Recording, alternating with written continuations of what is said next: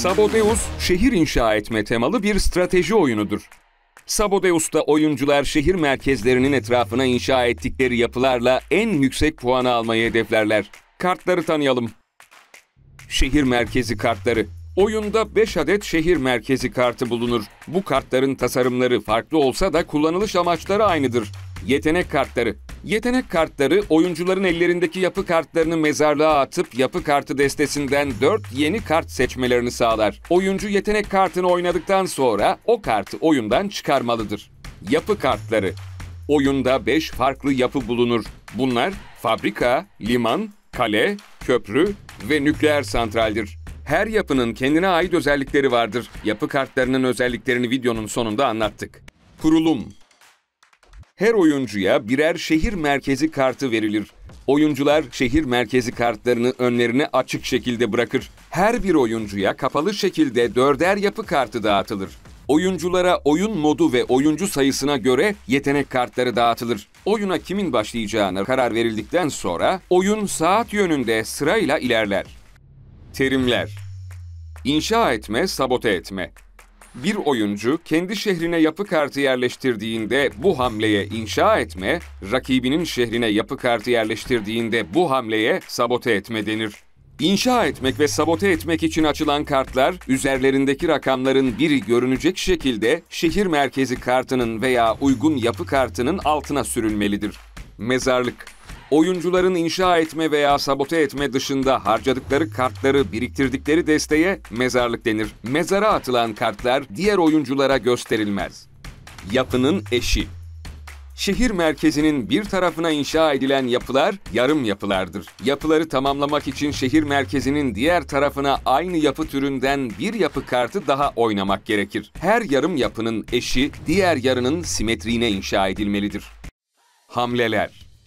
Sırası gelen oyuncu elindeki yapı kartlarını 4'e tamamlayana kadar yapı destesinden kart çeker. Bu aşamada dilerse yetenek kartı oynayabilir. Daha sonra inşa etme veya sabote etme hamlelerinden birini seçer ve o tur yalnızca o hamleyi oynar.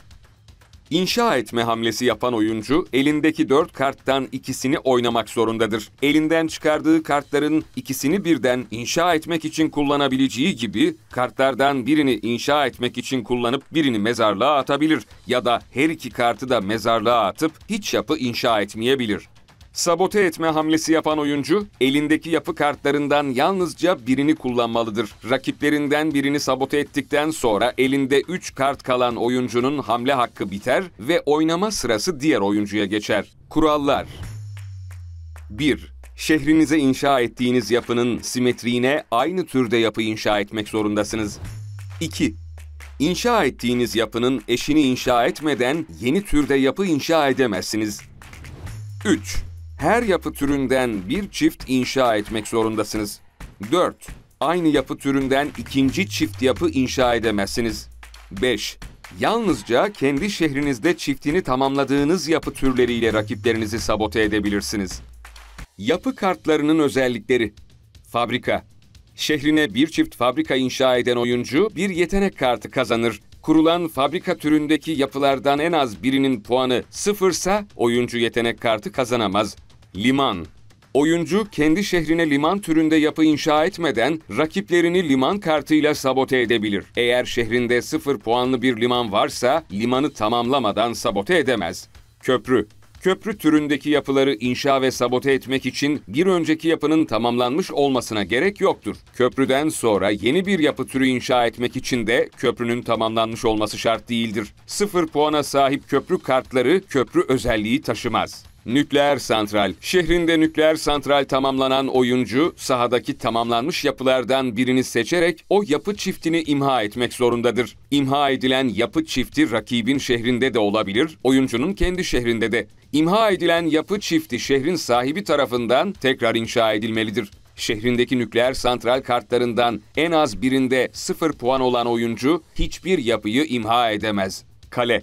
Puan hesaplama fazında şehir merkeziyle kalelerin arasında kalan yapıların puanları çarpımından çıkan sonuçlar önce 2 ile çarpılır, daha sonra diğer sonuçlarla toplanır. Şehrindeki kalelerden en az birinde 0 puan olan oyuncu 2 ile çarpma işlemini yapamaz. Her oyuncu şehrine 5 yapı türünden bir çift inşa ettiğinde oyun biter. Oyun sonunda her yapı türünün puanı kendi eşinin puanıyla çarpılır ve çıkan sonuçlar toplanır. En yüksek puana sahip olan oyuncu oyunu kazanır.